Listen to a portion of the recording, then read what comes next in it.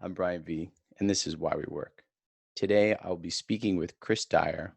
He is a keynote speaker. He is an author and CEO of PeopleG2. He has made it his mission to help leaders lead well.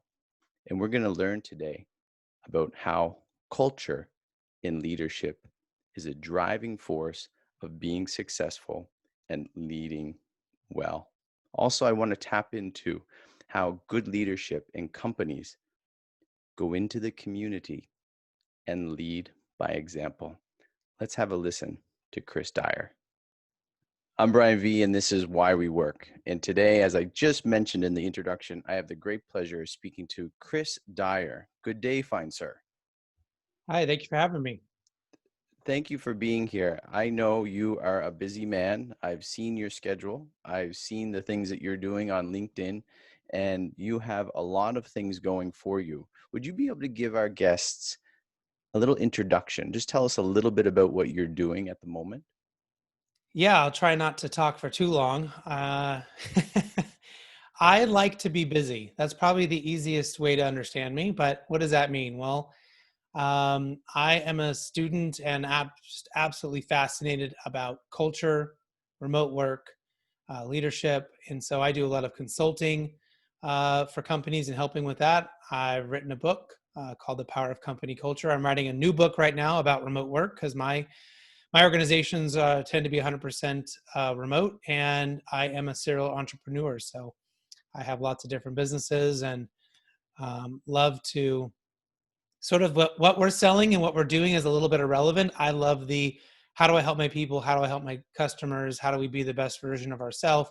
And always sort of tinkering that, almost like I sort of allude to maybe like a pastry chef, right? Like how do you add a little bit more butter, a little bit more flour, a little bit less, a little more water? Mhm. How do you make the right perfect thing? And that's my role as a leader, as the CEO or inside of organizations, to help them figure out what's that perfect mixture to help them have the best outcomes. Chris, I think back to my grade 4 teacher who I have this card to this day that said, Brian, and this is not to you. Brian, you talk too much in class. And then now I find myself behind a microphone. Right. Can you think back of a time where maybe when you were a child that maybe there was a little tunnel into a possible light of you doing the very thing that you're doing now? Yeah, there might be a couple things. The first one is I always had a lemonade stand, sold the magazines. I mean, the wrapping paper, whatever contest or thing was going on at school, I was doing it, and I was trying to be number one. And I had a lemonade stand because I wanted to go buy candy at the liquor store that I wasn't supposed to go at, but I'd ride my bike there when my mom wasn't looking. I mean, Hmm. like, so I was very like, how do I get what I want? And I can go get it myself. I don't have to, like wait for my parents to give me a quarter. Um, Silly things like I remember the best time was when company came over. Hmm. And the reason for that was when they left, you could open up the couch cushions and there was always change in there. And then I could go buy candy or gum or whatever I wanted, or garbage pail kid cards or whatever it was, right at the liquor store. So I think that part of it was always there. Um, the other part was I always wanted to understand people too. And so as a kid, I really didn't have very many friends that were my own age. Hmm. They frustrated me. They annoyed me. I didn't get it. But adults, I loved, Yeah. right? Because I could talk to them. They could teach me things. There was this thing going on. It wasn't until I got to high school that suddenly then I had a lot of friends because I could now have a conversation with them. I could understand what they were going through, right? And so there was that, like, me trying to understand people, but if I couldn't understand them, then it was a frustration. Yeah. And as a child, you don't have the tools and the ability to how do you catapult that or leap over that, right? But definitely, I think those two things really fit into that little glimpse of what was going to come, right? That's very interesting. You mentioned the lemonade stand. What was so that may have been, but your first job that you received, and it may have been the lemonade stand. Definitely, yeah. It was lemonade stand, and I was doing that early. I don't know how I started my first one, if maybe my parents or maybe a neighbor kid or someone else, you see them model that behavior. And then I probably did it once just for fun and realized, wow, people will give me money for a really crappy product just because I'm cute. And I lived on a very busy street, so it was very lucrative. So besides the lemonade stand and kind of shaking out your company for their change, did you continue in entrepreneurial types of things, or did you land your first job in your local grocery store or something? Yeah, I think I followed a lot. So I think very early, the beginning jobs at 15, 16 were things that I could do, that I wanted to do. So I was an umpire in baseball. I worked at a pizza place. Mm-hmm. I was a busboy at a country club. They were things that I could do or had access to do, and they were for the purpose of having gas money and money to go on dates and things like that. Right? They were not purpose driven. And then a little bit later, my jobs became very purpose driven. Like, I really enjoyed this. I was a coach, water polo coach, soccer coach, swim coach. I did those things because I loved doing that. I loved coaching. I loved sports. I loved those things. But that wasn't necessarily. It was like, have you ever seen that Venn diagram? It's like, what are you good at? What do you like to Mm-hmm. do? And then what will people actually pay you to do, right? Mm. And it took me a long time to learn that lesson. Because after coaching, I then went into jobs that were paid me a lot more money, but were not the thing that I really wanted Fulfilling. to do, fulfilling, right? I made a lot of money, but I wasn't necessarily happy. And so it wasn't until I actually 9/11 happened and I watched those planes flying into the towers that Mhm. it was like someone had released me from a magic spell. Someone had cast a spell on me and said, go do work that pays you a lot, but that you don't like. And I mean, if you would have asked me at 22, Mhm. here's $100,000 to go clean out porta potties. Cool. That's 100 grand. I'll do anything for 100 grand. Yeah. How shiny do you want that porta potty? I'll do it. And it wasn't until 9/11 happened that I went, oh, I'm not doing anything I care about. My Mhm. work is not in any way connected to what I loved, what I liked. It was all because it made me the money that I wanted to make to go do other things that I liked. And I then had to immediately quit my jobs. And so by November 1st, I had started my first company and was finally a real entrepreneur making real money. Did you in after high school go into college or university with an idea of these same sorts of in the same path of doing business or finance or entrepreneurial courses? Yeah, the funny thing is, my major was business, Okay. but I hated my business classes. Mhm. They were so, I don't know, theory based and debits and credits and equilibrium points and supply and demand. I was just like, this is not my jam. And so I may not have been emotionally or intellectually ready to Mhm. go down that path. I may needed a little bit more time to grow up and mature. I mean, I, this is probably not something I should admit, but I never read a book in high school, and I had, like a 3.67 GPA or whatever, right? Mhm. I never read a book. Well, I'll I help you took there. I don't think I read one, but surely my GPA wasn't that high.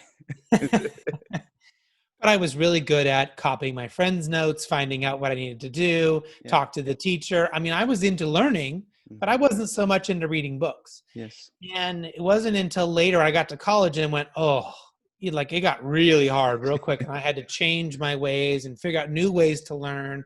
And how can I read these books and take the information? So I had to kind of like relearn. And so for me, the business classes were not fun. But I took a criminal justice class Mhm. that was the most fascinating thing I've ever seen. And it was really sociology based. And so Mhm. this really does tie into what I'm doing now. Yeah. It was all about, why do people do what they do? Why is there more crime when there's a full moon? Right? Because there's more light and they can see into the cars. Like, what are these things that are happening in the world that cause people to do different things? And so that kind of started me down that path. And I thought, well, criminal justice, do I have to go be a cop now? Do I have to go Mm. in the FBI? And so I kind of fluttered around that. And I actually, the job that I had right before I started my own company was in background checks. So I was sort of doing something adjacent to what that major was, but I was really more fascinated about people and culture. and leadership and all of that. I just hadn't quite grown up enough to start kind of really thinking about that in a more mature way. Was there someone in your family that had this, I think it's, to understand people more, a heart, a desire for people? I interviewed someone the other day and he was more analytical and just loved the math. And then he realized late in his career, he was missing the heart, Mm, understanding and loving and taking care of the people opposed to just the numbers. yeah. Was there someone that you looked to or even just read a book on about getting to the Yeah. heart? Yeah, I mean, I had a lot of great examples in my life. Like I said, I was a person who preferred adults, and so I was lucky to have a lot of adults that I was learning Influences. from very, yeah. But my grandfather was a very successful business person, and he had a lot of talent in engineering, and the company that he had to be very talented in that way for a long time. But ultimately, what made him a success in the long term, and all the different types of companies that he had over his life, he was a success because he was a generous person. Mm. He was nice. He was loving. He did things for people that were so over the top generous and would help people. The man always paid for dinner. Even later on in life, I remember he said to me, "I tried to pay for dinner, and he'd been paying for me my whole life." And he said, "No, I'm going to pay." And I'm like, you've paid. I mean, so many times. And he said, "I'm going to pay because I can. Mm. One day, if I can, then you can pay." And that generosity, right? Like it just people, great people, hardworking people, smart people that he needed to make his business a success, gravitated to him, stayed with him, right, through thick and thin, because of he was such a generous person. And so it's that kind of role model, that kind of thing. And yet he took risks. Yes, he got into businesses he had no business getting into, but he found good people to help him do that. And then in turn, I'm not kidding you. The man would meet someone in the airport at LAX. He maybe sit next to him on a plane, and come to find out they had no idea where they were going to stay. This is before cell phones. This is back in Yeah. the day with rotary phones, right? Yeah. And he would invite them over. He had a guest house on his property. Who has a guest house on the property because they have that many people stay with them? And a complete stranger would come and stay the night, and they would help them figure out where they were going to go in the hotel, or how to get a hold of their family, or whatever. Like that, you wouldn't even, people don't even want their friends to stay the night at their house, right? So it's that kind of like generosity that I try to remind myself of whenever I can, when it relates to my people. That's one. We hear in the news all of the bad things that are going on, and I would hope that there would be more people like your grandfather and Yeah. what you're trying to do as well, because those are the things that make life Mhm. interesting, more worthwhile, and it gives us a hope for the people that we're serving in business. Right. Right. So as you made that transition from, in November 1st to after September 11th, was that a difficult transition from going for the desire of just the money, regardless of the job, Mhm. to the passion and letting the money follow its way? Was that a hard transition? Was that a The only thing that was hard was I had no money. Everything else was awesome. So for me, nothing losing was. money? Yeah. Yeah, I was not making a salary. I had very little money. I had, we had did the absolute minimum so I could like pay my mortgage, and eat top ramen for a few months. But I loved working for myself, and I loved being able to decide what I was going to do and how I was going to work. And if I wanted to work 18 hours that day, it was for me, right? It was for what I was trying to do, not for someone. I would do those 18-hour days and be mad at my other company or my other jobs Hmm. because I was getting a salary. It didn't matter. I mean, Hmm. I was driven by the goals and the performance, but I didn't get anything else out of it other than my own personal satisfaction. And that's great and that's nice, but it's a whole other thing when you're going to get the benefits of that hard work. So that part was great. What I don't want to gloss over is what you said in that realization at September 11th, and other people have these realizations in life. And I think I had one when my mom passed away in February, and that's why I'm doing this podcast. And the what I want listeners to do is not to have to go through some devastating event to realize what you're saying about having the passion for what you do rather than just following the dollar Yeah. and doing anything. This is what we would want people to avoid. Unfortunately, people will deal with discomfort for as long as it's not too overwhelming, right? Discomfort has to get to the point that you can no longer tolerate it, and you'll either make a change or you'll just stop trying, right? And we've certainly seen people who just stop trying and they're living a very sad and sort of fruitless life. It's like going through the motions. But everyone reaches that point where they just have had too much, when discomfort is at a level you can no longer keep it at bay, and you have to make that choice. And I wish people would just be like, I just graduated college, let me create a vision board and decide exactly what I want to do. And that's just not how it works, right? Most people, you're doing something because you needed to, or because it made sense right then, or it paid the bills or whatever. And you'll suddenly find yourself some point in your life, right, when you have to decide, is the discomfort too much for me? I'm either just gonna give up or I'm gonna go do something different. And that's a choice we all have to make. um, for you, it was the loss of your mom, right? For me, it was this huge terrorist event to get me Hmm. to realize that I wasn't happy, that life's too short. For other people, it's they lose their job, maybe the economy, there's a recession or something. There's some event, right, where the discomfort just becomes too much. Um, and in an ideal world, we would do this work when things are okay, Mm. but it just doesn't happen that way. It's yeah, it's unfortunate. And I would like listeners to really consider what it is that they're doing and hoping that this is what they want to be doing, opposed to just falling in line and doing this because that happened to be their first step, and Right. to come back to what their maybe their passion is or one of their talents are. So how did you start to begin to gain traction in your new line of work at that time? Well, I mean, I was lucky that the company I started was basically a competitive company, the one I've been working for before. And when people heard that I started my own, I had, people knocking on my door wanting to work with me. And so that got us our initial boost. After that, I had to get really clever and figure out ways to, how do you market on nothing, right? Yeah. I have a few pennies for marketing. How can I make that work? And how can I do that? So we did some really clever and cool things in the beginning that worked. And over time, then we had to modify and change and again change, and then eventually hire a sales team. I mean, it all kind of evolved and morphed over time.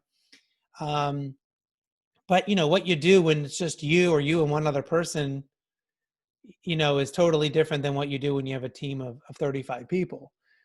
So you just have to do the best thing that you can think about, be willing to take chances and try and experiment and, A/B test and figure out what makes sense. But I will say that about 9 times out of 10, when I was doing the right thing, when I made the right decision, Yeah. no matter what anybody else told me, I knew it was the right decision. Mm. I could feel it, right? I was confident that that this was going to be the right thing. And I would have people tell me, what are you doing? That you can't do that. This is crazy. No, no, no. That's not the rules. It's not how you do things. And, people love you and want to protect you. So if you want good advice, don't ask your friends and don't ask your family, because they will always be cautious with you, because they don't want to see you get hurt. They don't want you to end up living on their couch. You need to ask savvy business people what your idea is good or bad, because they don't care that if you do the wrong thing, you're not on their couch. They're not suddenly taking care of you. Um, and I had to learn that lesson pretty early on, to stop asking people I cared about, who cared about me, for advice. At that time when you first started, even in that tunnel, did you see yourself writing the book that you wrote in 2018? Oh, no, no, no. Yeah, absolutely not. So it took another, big event, the giant recession, the heart attack of 2009, 9, yeah. for me to say, okay, my company needs to change. Mm, We need to radically change our culture. What we did before will not work going forward. And if we're going to survive this, not only survive, we're going to come out of this stronger. mm, We got to change our culture. cool. What is the right culture? What does that mean? What are you supposed to do? And so that set me on this path of reading every dang book I could find on the Could you, topic. sorry, Chris, can you culture, the idea of culture, we know it in the world, but we're talking about business culture. Could you define that before you talk more about Sure. the book itself? Yeah. So company culture is the combination of the easily seen ideals like vision statements and values, but it's combined with the harder to see norms, behaviors, languages, beliefs, and systems. So let me say it simpler. How do you get things done? Mm, Right? What are the things that's expected of everybody inside the organization? How do you act? What do you do? Does your organization require everyone to wear a suit and tie? Are you jeans and Hawaiian shirts? Are you working at Trader Joe's? Right? Like, what is the norm for your company? And then how do you actually get something done? So if you show up and are supposed to do your job, is there a way that you're supposed to get that done? For people that know who Trader Joe's is, the grocery store, the hmm way they get things done is with a smile on their face, and they have a conversation with their customers, and they're talking to them, and they love them, and it's the whole thing, right? You go to Amazon, and it's like high pressure. It's a totally different situation, hmm than what you're doing. So, what is the norms? Now, there isn't like you should do this one thing, and that's the right thing. It's just defining what it is for your company. And So so, yeah. before you wrote the book and you get into that, what were you finding was the lack or the void in the companies? Was it the lack of an identity, the understanding of a culture, and their Mhm. need to define that? So my favorite thing when someone calls me and they say, "Hey, Chris, we really need your help with our culture. Can you come in and consult with us?" And I say, "Cool, no problem." We sit down and I say, "So tell me about your culture." Everyone loves to work here. I have an open door policy. We love our product or service. Okay, cool, cool, cool. That's not culture. You know Uh, that, right? uh, No, no, no. What? No. Oh, you have an open door policy? Okay, so how many times does people open up your door? Well, right? So I say, well, how does, what are the things that are expected of people here? hmm, Tell me what that is. And then I'll go talk to some other people away from that person. What's expected of you here? Right? What does that look like? If someone doesn't last, what things didn't they do well, right? hmm, And so you'll find that some people don't do well in a high pressure situation, or some companies are family oriented. Like everyone knows each other's business, right? Everyone's hmm. talking, and some people don't like that either, And then right? could So be people over have the different, top, yeah. right? It's a different fit for different people. Mm, And then, what's the system? I mean, you look at lean, like Toyota does lean, there's Six Sigma, there's Scrum. What are the rules of the game on how we get things done? And is that clearly defined? And you'll find that in most companies, it's not. it's not. Um, the, a couple people know, maybe the boss knows, maybe the CEO knows, right? Mhm, They know what that looks like, but they're not sharing it. So mhm, I realized that most people have a pretty bad culture. mhm. There are some good companies that do good things like mission statements, value statements. They have a certain, minimum required amount It's on their of website. right, right. We know what this is. We know what we sell, and you can pretty much pick out what the norms are, and you can figure out how to get things done. But what I wanted to know was, what do the greatest cultures do? What Mm, makes them great? And it was in doing, I think, I don't know, 300-400 interviews like we're doing here now. I did them with leaders, talking to leaders privately on phone calls to get them to tell me things that maybe they wouldn't share mhm, publicly, mhm. and reading. I can't even tell you how many books. I mean, it's over 400, but You book after you book after book, right? you made up for high school. Yeah, exactly. But I got super. I mean, I had nothing else to do because we weren't selling anything. I mean, 2009 was terrible. Yeah. And so I could spend hours and hours a day reading stuff and figuring it out. And it became, so one of my strengths, if you've ever done the Strengths Finders from Gallup, and if your listeners haven't, I highly suggest you go do it. It's like $20, you get your strengths, really help you understand what you do well. Mm, And my number one is ideation. And what ideation means is I'm really good at seeing 1,000 ideas, mhm, getting 1,000 bits of data, and I can pick out for you the one or two things that are important. So you say, hey, Chris, we want to go sell these 50 things. I'm be like, no, just this one, this lollipop and this ice cream cone. That's what's going to sell. The rest of it, forget about. These two are popular. These two may have the best profit margin. Like I can help you quickly make that decision.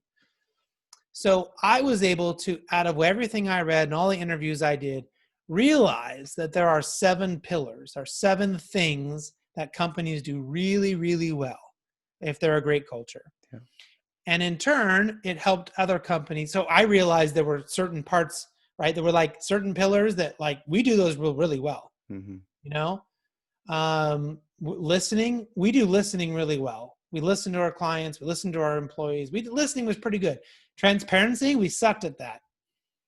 You know, positivity, we did not have a positive leadership process in place. It was things we needed to add. So it really helped us figure out how to do that. And it worked so well that then, to answer your question about writing the book, a publisher came along one day and said, hey, Chris, we want you to write a book. And I laughed and said, like, I can't write, right? And like, I'm a talker. And they were like, no, we really want you to write a book. And so I'm like, sure. So one of the other things, the reason that I wrote the book and the reason I became a keynote speaker and the reason a lot of things happened in my life was I read a book by Shonda Rhimes called The Year of Yes. And she talked about saying yes to everything for an entire year because she had been saying no her whole life to things. Mm-hmm. Great. She's a great writer and she's very talented and that was fine. Her career part was fine. But everything else in her life, she was totally unhappy with because she would say no to everything. And so I began to say yes to everything. So I said yes to writing a book, even though I don't know, the first thing about writing a book. Yeah. And I started saying yes to, speaking in really large groups of people and saying yes. I spoke in Guatemala and I spoke in Amsterdam and I spoke in Japan. People invited me to go speak to places. And I said yes, instead of saying, Guatemala, there's places in Guatemala that are pretty dangerous. I'm like, yes, I'll go. When I was there, a volcano went off and we almost died. Like, like these crazy things happen. But out of all those experiences, I met these people that have done so much for me that I could never repay because I went there and I had this experience with them. So that would be the other thing for people is to find ways to say yes.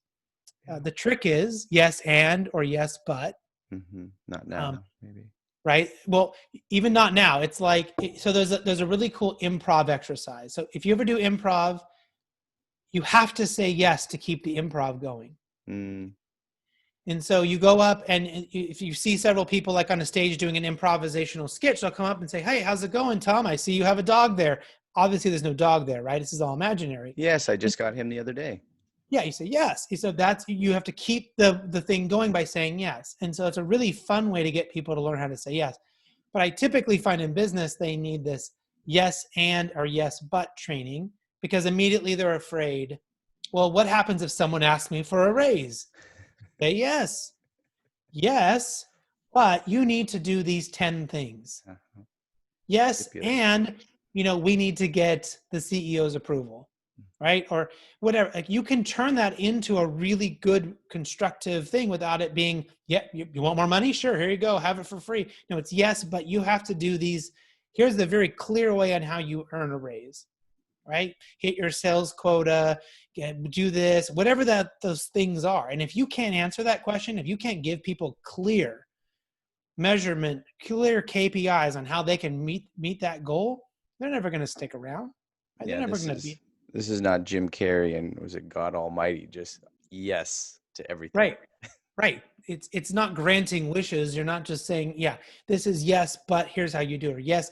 And I mean, I even had someone one time at a conference I was speaking. I was like 5,000-6,000 people in a room, and someone goes up and says, I don't know about this yes thing, and they're arguing with me. And I said, ask me anything and I can say yes. And they said, fine, can we start a company selling meth? I said, yes.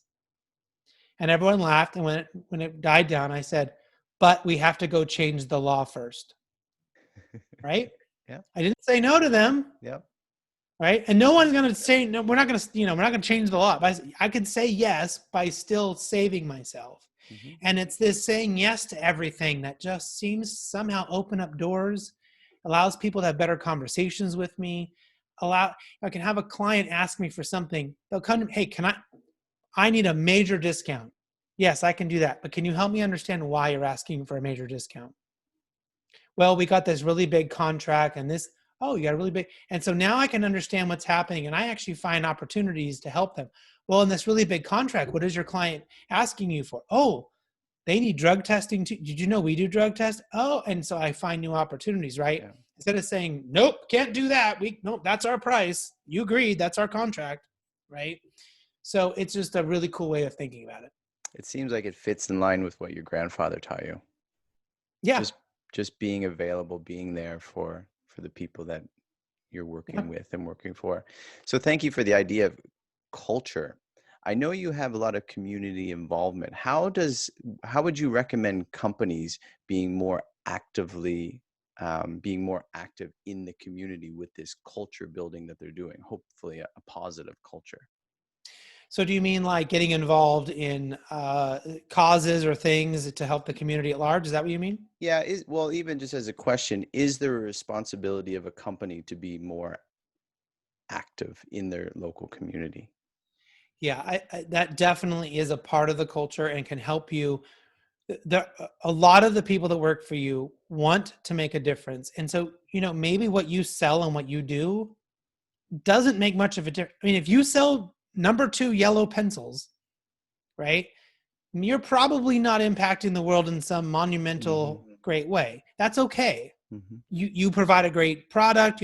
People need these pencils to draw and to sketch things and to take terrible tests in school. And Mm-hmm. your product has a purpose, but maybe you're not necessarily helping the community, right? And so that will be a disconnect for your people. I suggest that organizations do one of two things. Either the company, especially if you're have a specific location. Let's just say you're making these pencils and they're all in Scranton, Pennsylvania, right? And this is one place. So you should think about getting involved in the community in some way that you can help the community so they can tie you to the community and get you visibility in the community. So maybe you guys volunteer at soup kitchens, or maybe you support a particular charity to help people get back to work, whatever it is, right? If that doesn't work, or maybe you have people that are spread across the country, maybe you don't have that local identity or you have several locations, then the second thing you should think about doing is to give people time off or give them a set amount of money. So tell every employee, you have 10 hours a year or 3 hours a month, whatever the number is, doesn't matter. Community service of sorts, yeah. And we're paying you, and you can go and volunteer wherever you think it's That's a important. great idea. Yeah. I never heard of that, yeah. Yeah, and there's a lot of companies that do that. And then come back and share, right? So then they have them come back and share what they did and where they did and why they did and what was the outcome. And so you're getting like all this community involvement. You're spreading your people out into all these different places, into charities they care about, that are important to them, right? And then it's okay if one person wants to pick something that's religious and another person wants to go pick something that's not. As a company, it's harder to say, we're going to go and support the so-and-so church of whatever, because not everyone in your organization may agree with that. Yes. But if you let people individually go do what they want to do, then that's okay, because it's their time. And I find one of the two strategies can really, really be powerful and impactful. But again, you need to talk about the wins, have them come back and what was the experience and what was the outcome and what were the wins and how did that make you feel?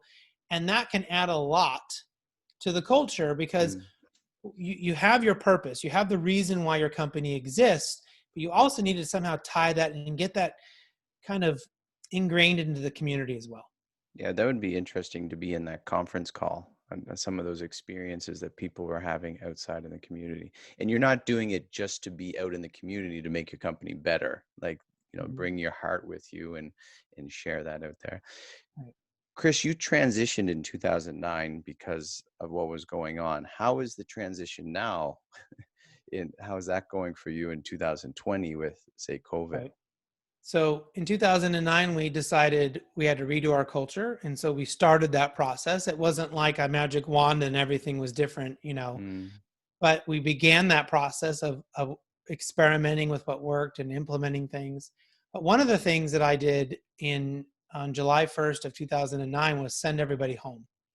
And we went remote, fully remote, for one reason only, and that was to save money so I didn't have to lay people off. I did not start remote work for any, culture reason or Mhm. cool whatever. It was all to save money and to save jobs. It was all for money. And what I learned along the way, though, was that remote work was way better. And for us, it was a huge cultural boost. And it became a part of our identity. We worked better, we worked faster. We removed all of the yuckiness, all the stuff we didn't like about coming into an office, traffic, and people burning my popcorn in the microwave, and not cleaning up after themselves in the toilet, and like, or in the kitchen, or all people are annoying, right? Humans suck. And so we eliminated all of that, right? Or the thermostat's too high or too low. Go home and work. You can have the thermostat, whatever you want. You want to pee all over the toilet, not clean it up. Go right ahead, right? You It's your toilet. you Enjoy. mentioned Scranton, that The Office comes to Yeah, mind. Yeah, yeah, of course. Yeah, there's exactly. a great So reason why. yeah. And so now with COVID and entering this pandemic, for us, we were already remote. We already had all the tools. We already know how to work. And in fact, it became a great opportunity for us to share what we knew. I did something like in the first 30 days, I think I did 60 conference calls with different companies. I did little trainings and free little things to help people. Like what are the 10 things they ought to be doing right now to like fit just to get their head around remote work, because there's people that thought they would never be remote. I mean, can you imagine bank tellers being remote? Like suddenly people in banks who said that would be the job that would never be remote, they found Mm, themselves at home, mhm. right? And so what do you need to do, and how does that need to work? And so we were able to share and help people with that. I mean, we're that particular business is a background check company, and so we saw a huge drop, right? I mean, people are hiring less, so it was a big drop. And Mhm. for us, we did a lot of the things that we did back in 2009, which was we are spending more on sales and marketing. We are going after companies who are growing. There are companies who are hiring right now. There are companies who are growing. Not everyone is struggling. Mm. uh, I don't know if people know this, but construction companies and pool repair and anything to do with home improvement, those people are out of their minds busy because everyone went home and went, you know what? I got nothing else to do. Can't go on vacation. Honey, let's redo the pool. And so those companies, construction companies, they're out of their minds busy. They cannot hire enough people. And so it's a pivot shift. It's a shift of your mind, right? To say, well, this company's doing less, fine, but who's doing more? And let's go find them. Yeah, I think there's lots of, again, the news will say, oh, the world is falling and no one has work. And someone who's out of work says, oh, look, they're telling me I can't find work. So I'll just sit here and watch TV a little longer. Right. That's very interesting how you went from culture, building the culture, and then living, being remote, and then this is the new norm. Or what is there a Mhm. misnomer people are not getting? Because I've read a few articles where people, it's a debate. Can this continue? Can people continue to work remote, or is there a disadvantage? Can you speak to back in the culture, the idea of company culture and remote, and how that is just as fluid or not Sure. in a brick and mortar versus being remote There's a company? few things here. First, if you're making wine, you have to be in the vineyard, right? If you're making an airplane, you have to be in the assembly line. I mean, there are jobs that will need to be working together, and those things will need to happen. For everybody else, I think remote work is far better, Mhm. and I'll tell you why. So the first thing is, people often have this misnomer about, are they working, and you have to be together to Trust, yeah. collaborate and trust and all of this, right? So remote work really is aligned with how millennials and Gen Z, how they want to work. So our younger generation, which by I think something like 80 or 90% of the workforce, or some crazy number, 75% of the workforce by 2025 will be millennials. Mm, So how they want to work is, I want to work when I want to work. I want flexibility. I want to know clearly what my job is and that you're going to invest in me and how do I move up the ladder and like, all these things that are culture based. They want these things. So we had a guy, Dr. Aaron Lee from Walden University, come in and he was doing his dissertation on remote work, and he came in and studied our company for a year. I actually completely forgot that I gave him permission to talk to my people. And Who are you? we came back a year later and said, "Hey, Chris, it's me. I have results." I'm like, "I'm sorry, what? Who? Oh, yeah. Oh, I forgot about that." And he's like, "Yeah, I've been talking to your people for a year." And I was like, "Okay, cool. What'd you find out?" And what he found out was that in traditional work, we think that personal satisfaction is the most important thing. That people want this. It's about what happens to them. Okay. And what we found out was that in remote work, that is the least important thing. And the most important thing is work-life balance. So what is work-life balance? That is, I have the autonomy to decide when and where and how I do my work. I have the ability to turn that faucet on or off based on what's happening in my life. Okay. And I have the ability to do these great things. I'm not, being put in this tiny little box. Go sit in this cubicle, go sit over there, and you have to do this one thing, and that's it. So remote work allows for all of this. Now, the warning I'll give people, there's two warnings. First, remote work right now for most people is not normal remote work. Mm-hmm. My people never had to deal with their kids being home from school. Mm-hmm. Normally, remote work is this incredible amount of deep concentration time, uninterrupted, no one around. You can get so much work done, and it's awesome. And then when you get on the phone and you collaborate with your team, and you get off the phone and you go get a ton of work done, right? And there's none of these distractions. Right now, everyone's distracted. We have single people living alone who are overworking right now. We have families with kids who are having to work in split shifts. They can't work continuously. We have multi-generational families who don't have enough bandwidth, equipment, computers, hubs, little hotspots or things like that they need to be successful. So we're having to send them that, right? And then you have the two-spouse household with no kids that are loving life, and they're living like the dream right now. They're the only ones who are kind of happy. Because they're having what is normal remote work, right? Yeah. And so remember, when we go back and we send the kids back to school and your people go back to work, here's my final warning, is that people are going to realize that they didn't need the commute. Yeah. They didn't need to get dressed up every day. They didn't need to travel on a plane to go be in front of a client every single time. That the new norm will be these Zoom calls or these collaborative calls online are perfectly fine, and that we can get a lot of work done. And so companies are going to tell their people to come back, and their employees are going to go, ooh, this sucks. And managers are going to look at productivity and go, ooh, we're not doing as well. What the heck is happening? Why are we so slow? And they're either going to say, you know what, let's go back to remote, or let's do some sort of hybrid version of this. Right? So we'll collaborate on Mondays. We'll do our team meetings together on Mondays, do all this stuff together. And then you guys can work wherever you want after that. Or we're not going to have an assigned desk. We're going to have 50 desks in this thing. And you come and bring your laptop. If you want to work inside the office today because you need to do some things cool, you work wherever you want to work, and you can take that computer home and go work when you want to work there. And so I think the whole thing is going to change pretty rapidly. And if you're not preparing for that as a business owner, if you don't have those contingency plans figured out on how you're going to do that, you're missing out and you're going to be in trouble. And if you're not thinking about how you could take advantage of this, right? Your people are already far more productive right now than they were pre-pandemic. They're going to be even better when they don't have their kids and their spouses and their grandparents all hanging all over them all day. And this, when the dust settles, this is where your new book comes in, does it not? Right. To help refine these companies even more and give them a better idea. What is the title of it again?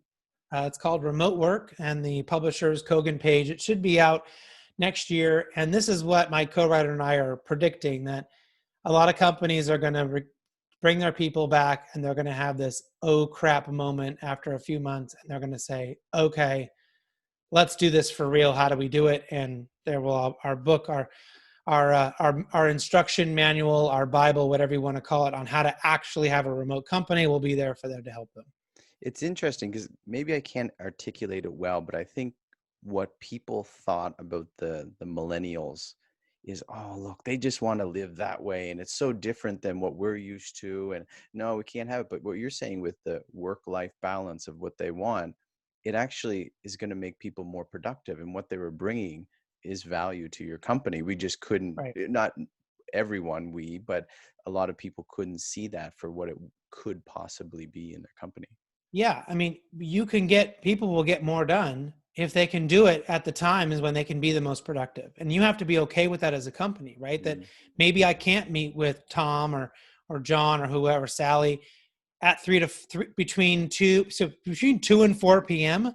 We don't really have any meetings scheduled because we have a lot of, typically pre-pandemic, we have a lot of parents that want to go pick up their kids, and they got to get them home, and they got to get them a snack, and they got to get them settled, and they go do their homework, and then about 4 o'clock they can come back online, and they might work until 6 or 7, and that's perfectly fine, right? As long as they get the output, we know what the output should be, and they get that done. I have people that will start work at 6 before their kids wake up.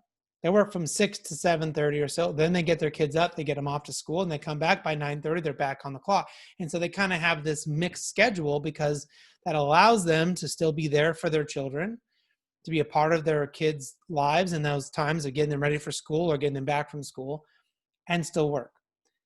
That is not possible if you require someone to be at your work or place of business by a certain time, and they have a long commute, and then they got to drive home, and so they're completely disconnected and unhappy because they're missing out on this quality time with their kids. And then even the other added is, if you have remote work and you have people in other time zones that are working different times, and then Mhm. they're free to do it. They have Right. all that ability to work when it's convenient for them. Yeah. And there are things you have to do differently. It's not easy. Mm. It can take you it's a little bit more planning, a little bit more work on how do we meet effectively and correctly, and based on different time zones and working asynchronously and all of this, right? It's not easy. This is why we're writing the book, because there's some real specific things you need to do. But it's very possible, and the output is you have better productivity, you have higher performance, you have better people, and you have people that will work harder for you, and have said time and time again, there's study after study, they will take less money because to work remote, to not have the headache of traffic, and to have to get dressed up, and to miss time with their kids and all of this stuff, right? They will take less money. And you, as the business owner, can hire people in cheaper markets, right? So if you need a head of marketing in Los Angeles, you're going to pay minimum for a great one, $250,000. You might pay $350,000. You want to go hire that same awesome person who has the same credentials, can do the same awesome job for you in inserts any town Country, yeah, or in middle town, part yeah. of the country, Yep. way cheaper, right? So when you're remote, you now can take advantage of different talent pools and different strategies if you're willing to let people work wherever. That's I interviewed someone, Jamie J, on through LinkedIn, and he has bottleneck virtual assistants. So he's taking some of the things that bottleneck a company and outsourcing it to other people for, Yep. saving a lot of money. So Chris, what is, besides COVID, what does a typical day look like for you as a speaker and author and the CEO? And you have a podcast as well. So what does a Yeah. typical, maybe a week look like for you? Lately, especially during this time, I have never been more busy in my life because there have been so many organizations that need the help with remote work, that have realized they need help with their culture. Excuse me. So I've been doing a lot more engagements around that.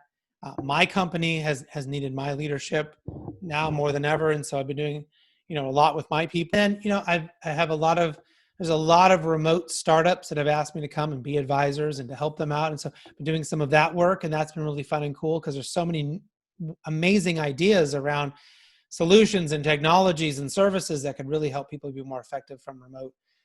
So the simple answer is my every day is different, and that's how I like it. and then that's what keeps me going, is I love being in different meetings and having literally no routine. And then I'm grasping just to try to get my to-do list done, because that's fun and exciting for me. And I like new challenges. I like talking to new people. I like solving, interesting challenges that are brought to me, and finding opportunities to help people or to help businesses, whatever it may be. What is the biggest challenge that you face, or what is the biggest difficulty that you have in the work that you do? Hmm. Um, Biggest challenge. Probably I'm always trying to be more effective in my time management skills. I want to be, uh, I think I could be critical of myself if I feel like I wasted 30 minutes somewhere on something I shouldn't have. And I really, if I look at the amount of hours that I work in a week, I really shouldn't be. I, need to give myself some grace there, but Mm. I will try to keep, because I try to pack in so much that I'm trying to be really good about that. And I'm always preaching that to my people and to the people that I work with, that, meetings don't go over the time. You have a 30-minute meeting, you do not go over 30 minutes, right? You need to be Mm. really, really strict and tight about, this is the worst thing you can do, especially in a remote environment, is to start just, spilling over into people's time. Okay. And so how do I be more effective as a leader? By being more effective with my own, if you ever heard this term that chefs have, my own mise en place, right? I need to have everything in the right order, in the right place, so I can be really effective. That's great, Chris. Now you have me worried about your time. So, Chris, understanding work, what as you said, work-life balance. I don't want to ask the question, what brings you the greatest satisfaction, but how do you find your work-life balance? So if you look at work-life balance from the definition I gave earlier, which is I get to do the work when I want to do the work, right? That I have that balance, and then I can turn that faucet on or off. I have that, and that's great. Um, what I don't want people to think work-life balance is that I work from 8 a.m. to 5 p.m. And then when I'm done, I don't ever work, and I don't look at a work email, and I don't, that's Mhm. all crap. And most people don't do it unless you have a job where you do clock in and clock out and you don't do anything. And that's okay. If you Mhm. have that Yeah. clarity, great. For the rest of us, work-life balance does not mean that I can't look at my email at 9 o'clock at night, because I will go to Home Depot at 1:30 in the afternoon if I need to go get a part. Mhm. And I don't feel guilty that I'm not working at 1:30, because then at 9, when I feel, I'll just get tired, right? I'll Mhm. just be like, you know what, right now, I am not doing my best work. I am not focused. I'm going to go do something else. I'm going to go walk the dog, or go to Home Depot. I'll go grocery shopping, and then I'll come back and I'll work. And then at 9 o'clock at night, I might be doing when I do feel creative and I do feel like I'm ready to do that thing, then I'll do it then. And so it's not about restricting yourself into these tiny little pockets, right? It's about doing the work when it's the right time, and then turn that, again, like a faucet. When is the faucet on? When is it off? And knowing when to do that. Very good. Chris, in for my listeners who may not be working, getting into the workforce, or they may have a job that they dislike, as you did when you were just after September 11th or just prior, what advice would you give to them into being a productive uh, work member, employee, and enjoying their work in their journey? Well, if you don't like your job, you need to figure out why. Is it because you have a bad boss? Is it because you don't like the work that you're doing? Is it, if you asked me to do like accounting all day, you would be killing my soul. Like, I'm just not, that's not my jam. Okay. And other people love accounting, and like that's what they would love to do. And that's great. But if you're not doing work that makes you happy, well, that's another problem. Right. And if you're not happy at work, and you're not happy at home, and maybe you're just not happy, maybe you need to deal with that problem. Yeah, Maybe you have absolutely. another issue, right? That's around the mental health component. And so you need to figure out what is, of those three possible things, what's really going on. I can't help you with the other part. You need to go see a therapist or talk to someone and deal with that if you think it, maybe you're just unhappy in general. But if you're unhappy with the kind of work you're doing, then I think you need to invest into getting training and at your education, or Yeah. finding mentors and finding ways to expand the work, so that you can eventually maybe go find a new job that will help you. You can elevate, you can kind of graduate. So keep the job you have, pay the bills, but find a Hmm. way to get yourself what you need to eventually improve that situation. There are times we have a mortgage and we've got kids and we may have to do a job we don't like, but because we got to put food on the table. But it doesn't mean you can't be working towards Yeah. a goal a little bit at a time. If you have a bad boss, this is red alert time. You need to be doing everything you can to get another job as soon as possible, because that person is killing you. That person is a cancer, and you need to not put up with a terrible boss any longer than you have to. I don't suggest you quitting if you don't have the financial means to quit, but you need to be doing everything you can, even applying for jobs on your phone while you're working. Yeah. You can get away with it, doing whatever you can do to get out of that job, because I'll tell you, the few times that I've had really bad bosses and I finally left, like the world just opened up. It was like the colors got brighter and it was like an elephant had been stepping on my chest, And I didn't realize how bad it was until I got away from it. So I would say if you got a bad boss, you got to get that fixed quick. Yeah, those are all great pieces of advice. Chris, is there anything else you'd like to add? I have a couple more simple questions for you, but how can people reach you? And if you would like to add anything else just off the top of your. So I'm about to launch a remote leadership course. So if you are someone who is a leader and has to lead people remotely, whether that's temporarily or long term, I have an entire course we're about to launch. So if you want more information, find me on chrisdyer.com.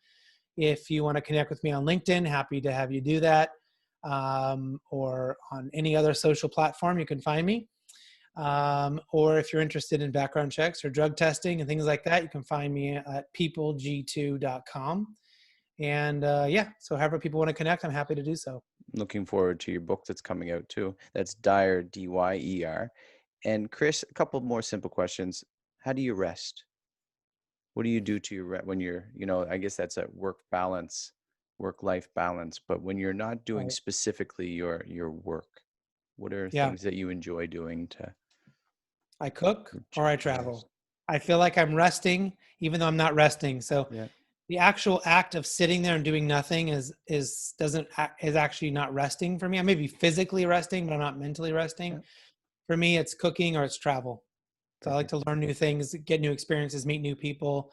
The pandemic is killing us extroverts slowly but surely. But for me, I get energy around being around people. So that actually helps me recenter by being in an environment where I can be an extrovert and be my loud and annoying self. So Chris, thinking back of the lemonade stand, shaking your company for some change and thinking about how your grandfather has influenced you and helped you along the way in starting your own business, how can you say to encourage others that work has helped you through your life or has helped shape your character? um, I think the people that I have met and the people that I have sought out, and the people that I was fortunate enough to be born Yeah, into the family, right, have had the biggest impact into what you're asking me, right? My work in itself, I think, were all choices and what direction I went to or didn't go to, but really feel like it's the people that shaped me. And we hear those silly things like, the be around 5 successful people, and if you're the sixth, you'll be successful too, or you're the sum of the people around you and all of that. And there's some wisdom to that. I don't know if I totally agree with the extremes of that, but you need to find good people, smart people you trust, people that inspire you, people that will push you and tell you the truth and won't sugarcoat things. I mean, I mentioned early on, don't ask for advice, business advice, from your friends and family, because they'll always give you the the least risky version because they care about you, right? You need to sugar get people coated. who are, Yeah, yeah, you need people that will push you. And I mean, I have people that will are flat out mean and nasty sometimes, but they'll tell me the truth. I'll go to them for the truth, you know. So you got to go find those people if you've had enough, right? If yeah, you've hit your level of discomfort. yeah. Chris Dyer, one final question. Why do you work? I I love uh that joy, I think, in seeing people succeed. I love that idea that, somebody who never worked in this industry, who never was a leader, they never, thought they would ever lead a team, that they suddenly, like, I can mentor them and help them and get them to that point where they can do a great job and they can do something they never thought was going to be possible. So I think that's sort of the coach in me, Mhm. you know, that I really loved coaching because I could help someone who never thought they could, you know, swim 40 laps in a race or whatever, like, because they just need to learn the techniques and to learn things they didn't know, and they could end up being great at it. And seeing other people succeed in that way, I think, has really, really been a part of what makes me happy. Chris Dyer, thank you very much, kind sir. And I look forward to your book coming out and the one that you have now, The Power of Company Culture. And I appreciate your time. Thank you so much for having me on your show, Brian.